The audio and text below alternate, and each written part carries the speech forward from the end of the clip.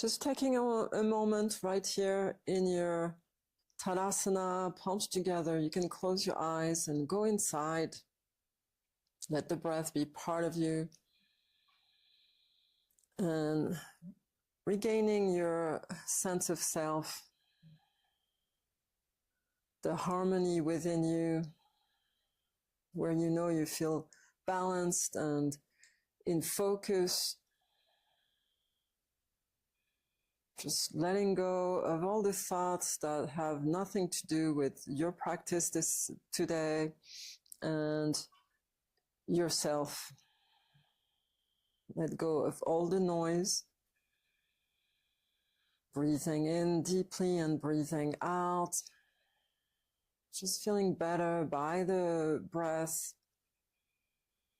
Refocusing on what matters, right? It doesn't matter what's going on out there. There's always going to be something. What matters is your peace and harmony in your life within yourself. Everything starts and sprouts from within, from self.